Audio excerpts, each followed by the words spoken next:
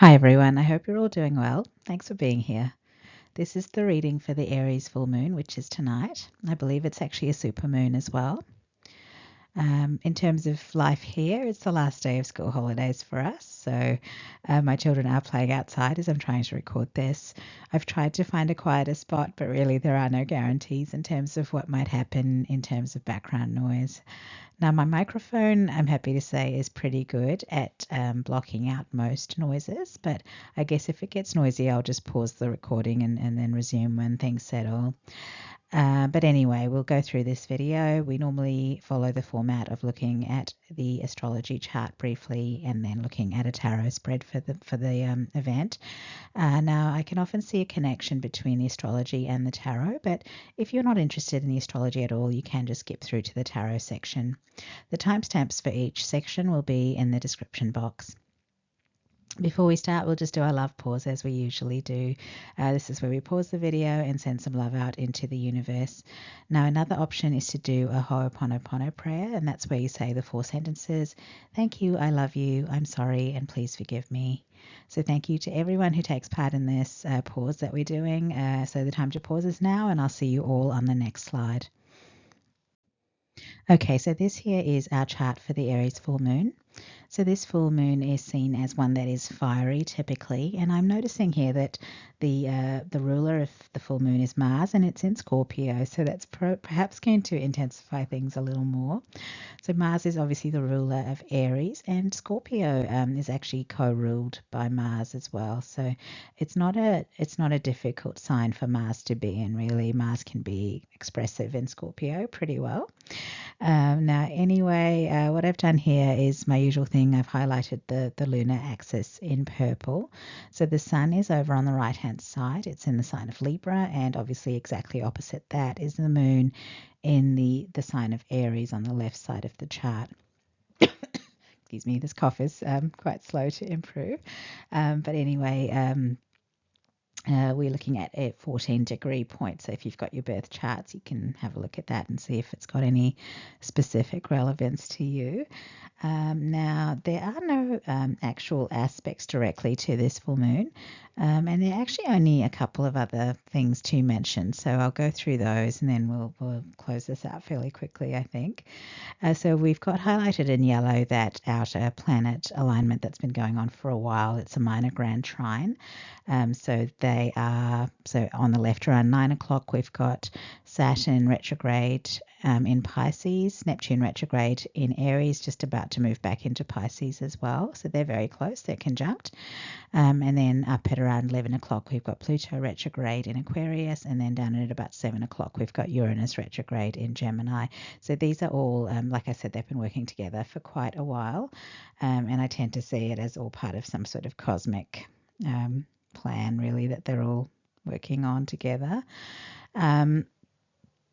It's because this minor grand trine means they're all working favorably with each other. Now, I'm just going to have a look at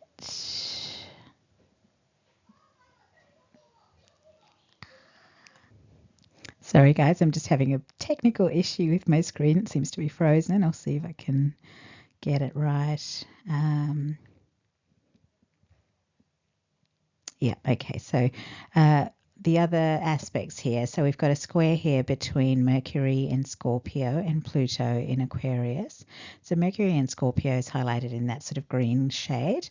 And that is obviously a square is a tense aspect, but because Pluto is much more powerful, that's perhaps going to mean that there's some kind of transformation or ending to something that like a previous mindset maybe, or the way we've previously, considered things to be. And the other aspect here that's this one looks quite nice actually, is we've got Jupiter in Cancer highlighted in red at around 5 o'clock on this chart. It's trining Saturn in Pisces, and it's sextiling Venus in Virgo. So Venus is also in red. It's just around the 3 o'clock part of this chart. Now, Jupiter and Venus are both benefic planets, and Jupiter is actually exalted in Cancer. So this is a very positive aspect when you think about it. And the other thing I should say is that the sign of Cancer is very feminine as well. It's a very nurturing kind of maternal kind of sign. So it's obviously going to work very well with that Venus energy as well. And like I said, there really isn't that much on this chart, so that's really all I'm seeing. I didn't feel too pulled to any of these aspects specifically, but we could expect this to be a fiery full moon just because of the signs that are involved, with Aries and Mars being in Scorpio. But we'll take a look at what happens in the tarot section, because sometimes the tarot spread does just take us to a particular thing that we can focus on, and that's always nice, because with the astrology, especially when there are multiple aspects, it can be hard to know what's the main message to take away from the thing. So I do like to follow with tarot, and here, like I said, there is some stuff happening, but nothing like too earth-shattering, I don't think. So we'll just go over to tarot, see if there's a message coming through there. Okay, so this is our spread for the full moon, and the decks I've used, I'll have them listed in the description box. So I was thinking about how to choose a deck for the Aries full moon, and I'm actually an Aries myself, so I thought I'd just pick something that would appeal to my Aries nature. So this particular deck, it's very colourful, very loud. It's got lots of energy, lots of stimulation, and lots of yang energy. So this kind of thing probably gives other signs a headache. So sorry about that. But I feel like Aries, as an Aries, we love energy and activity and movement, and I feel like that we should honour that today. So the card at the bottom of the deck is the Five of Pentacles, and that's a rough start really to the reading, because the Five of Pentacles, it's about a harsh experience of life, and it's one where you're struggling, and this can be, lots of different things. It can be things like poverty, homelessness, abuse, illness, and basically this card is about struggling and really feeling like you're on your own with your struggles. So no one else seems to notice what you're going through, no one seems to care, and you just don't feel supported at all. Now, in the traditional image, you can see this person who's struggling. They're walking past it. Well, there are a couple of people in the traditional image who are struggling, and they are walking past a church, and there's that sense there that they could go and ask for help. Now, in this image, it's very different, but I'm seeing someone who's looking down at their feet, and to their eyes, they're standing on a very small piece of ground. So the ground beneath them is really the only thing supporting them. And even then, we're not talking about a big expanse of ground. So it's actually just a small piece of land. And so what that is it's basically like this person doesn't feel like they can take any big steps in any direction, because they don't know if they would be supported if they stepped over here or stepped over there. And that's kind of sad, isn't it? But so this Five of Pentacles, yeah, we're getting the sense of stuckness as well, because they just don't feel like they can make any moves. The card immediately under the Five of Pentacles at the bottom of the deck was the Tower card. Now, I don't normally leave major arcana cards behind, so this energy of the Tower being at the bottom of the deck is talking about something that will happen suddenly, and it's about a sudden change or ending to something. And of course, that's possibly a good thing if it's in relation to the Five of Pentacles. Now, I do tend to see the Tower as a divine intervention kind of card. So it's something that happens because it's time for the tower to be destroyed. Now, the Tower card is actually a Mars card. So that's quite interesting, because this is a full moon that's ruled by Mars. And we have Mars in the sign of Scorpio, which is obviously a sign we associate with death and endings and stuff like that. So this is all linking. Seeing that Tower card, it links fairly powerfully with the astrology, I think. Now, with Mars being the sign that rules our divine masculine, we could certainly be talking about someone who, because Mars is the sign that rules our divine masculine, and Pluto is obviously causing a shift in the way we're thinking about things. That came through in the astrology as well. I almost feel like this is someone who suddenly decides that they are going to take a particular action, and it's because they suddenly see things in a new light. And Mercury is also in Scorpio, actually, from memory. So the Scorpionic energy is fairly strong, because we've obviously got Mars and Mercury, two of our personal planets, sitting in that sign. Now, the Tower card image here is interesting as well. This deck has some interesting images for sure. But it looks like a whole lot of crap has been piled on top of a washing machine. Now, we tend to see washing machines as strong, stable, solid, and reliable. And so maybe this is about someone who others see as strong, stable, solid, and reliable. And what they've done, what these other people have done, is piled all their crap on this person's shoulders. So, and you can put some things on top of a washing machine. If there are a few things and they're placed there in an organized fashion, they can stay there for a long time. But if people have just randomly kept piling their crap on top of the washing machine, at some point that pile of crap is going to fall. And that is not the washing machine's fault. That's for sure. So whatever these idiotic people were doing or thinking when they thought they could pile all their crap on one person and that situation could continue forever, that was dumb. So it's their crap. It's going to fall. It's going to break. It's going to make a huge mess, and they're going to have to deal with the mess because it's actually not anything that belongs to the washing machine. So this is an interesting thing I'm getting. So if I had to think of an example, this might be like someone who's the breadwinner for their family, and they end up paying for everything. So everyone else goes out and they get credit cards and streaming services, whatever they want, and they just hand everything over to this breadwinner person for payment. And then at some point it gets to the point where this breadwinner person is really struggling to pay for all of these things because it's so much more than, it's compared to what they earn, it's a lot. And then at some point they're just going to say, look, I can't do this anymore. I'm not going to pay for all of this stuff. I'm only just going to pay for essential expenses and that's it. And you guys can pay for the things that you were spending money on because it's got nothing to do with me.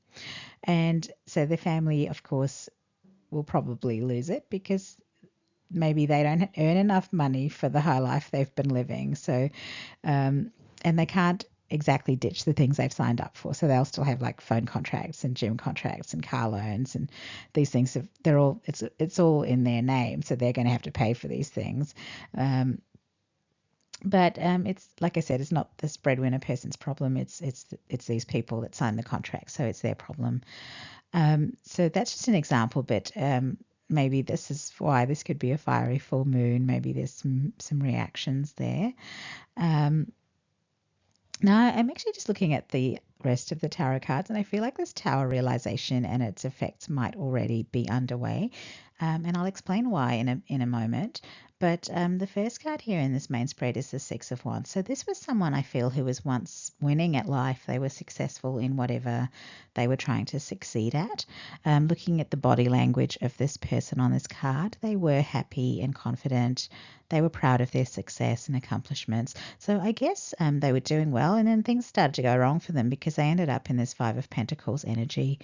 And I'm just looking at the first oracle card here because it's titled Courtesy, and it's got the keywords thoughtful, polite, and good manners. Now, the girl on this card, she actually looks like she's been crying, but she's got this picnic laid out, and I guess she's inviting this wolf that's in the background to share with her because she's got good manners and she's, I don't know, well raised. She's thoughtful and kind. So I guess that's what's gone wrong. So this girl was raised to be nice to everyone and to be generous to others.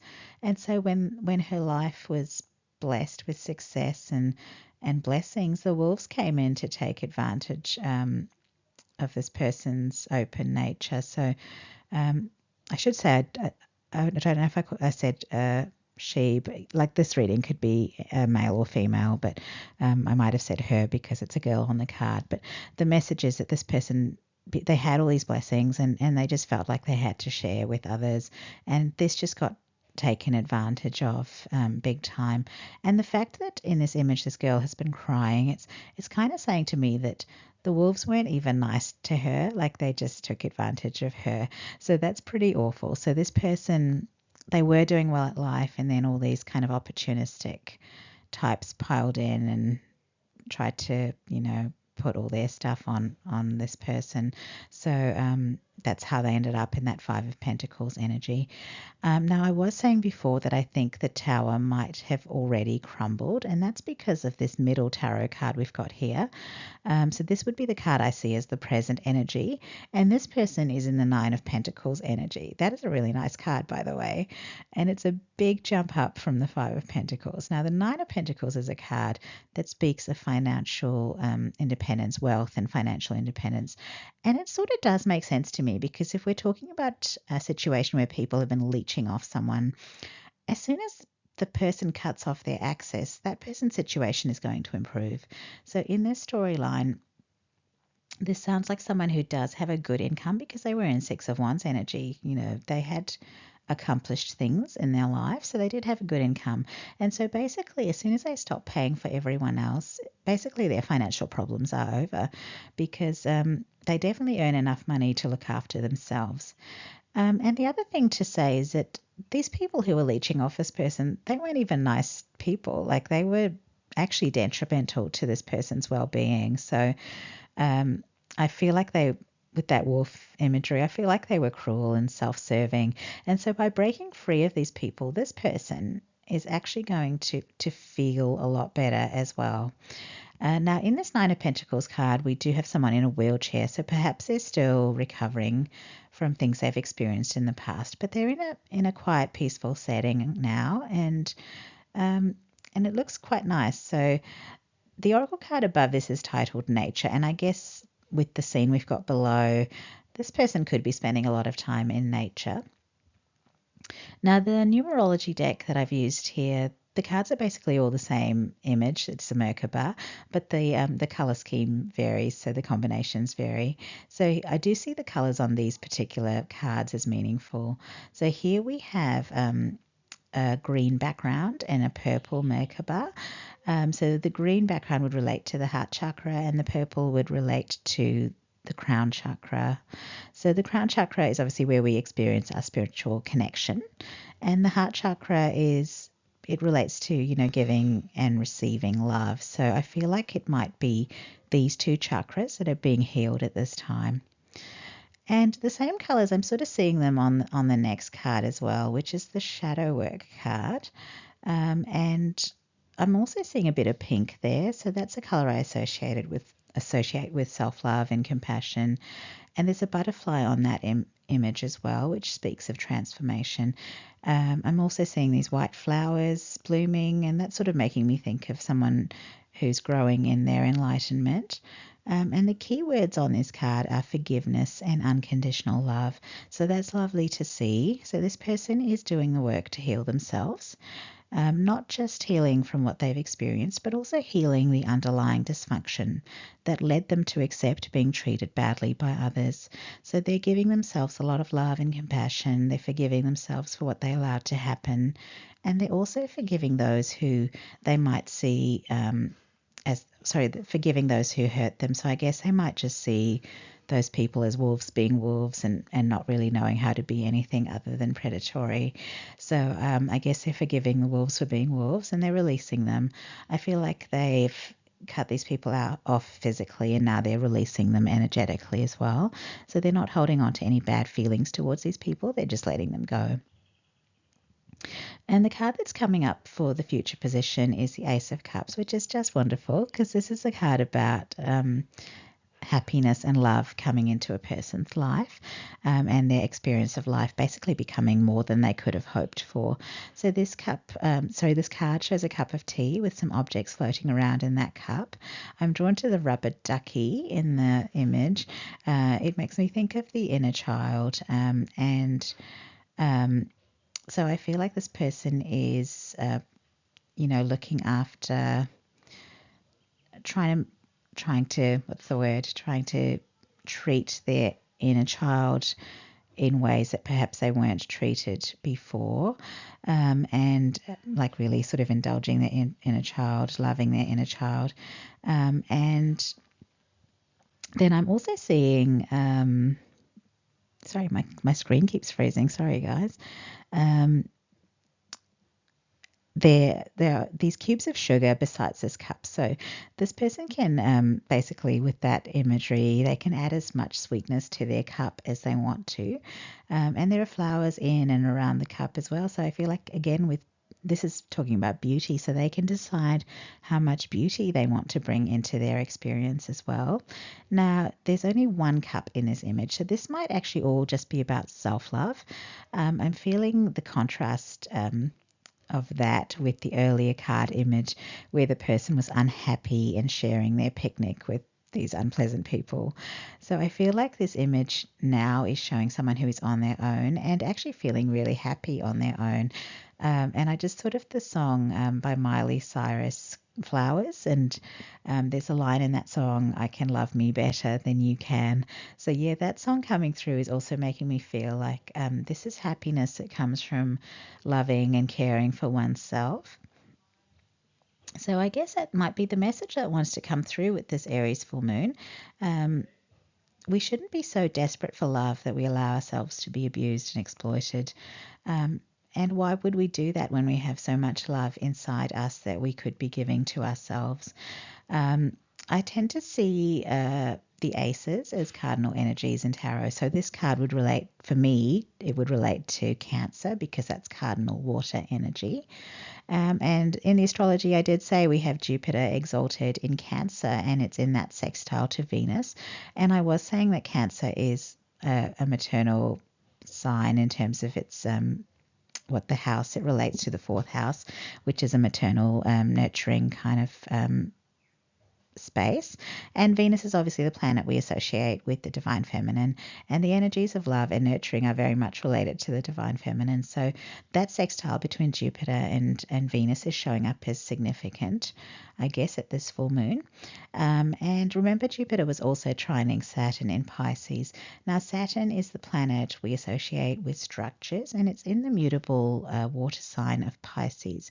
So I feel like we are able to create new structures for the life that we wish to experience.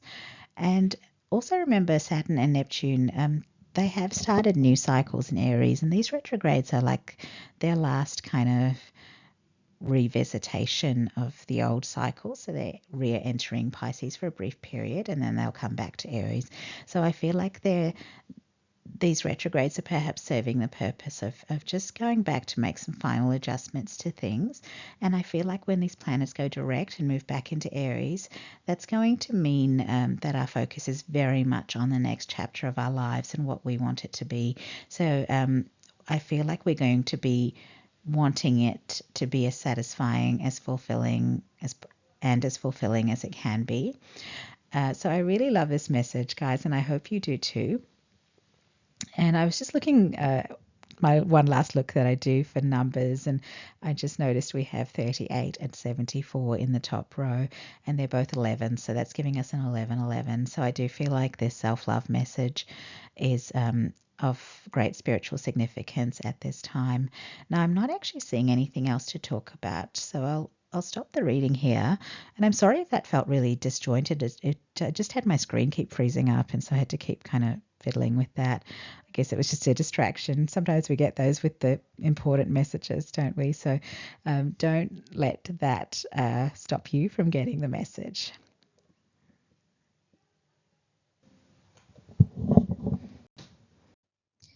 Okay, so that's it for this video. I hope you enjoyed it. If you're still here, thanks for taking the time to watch the video.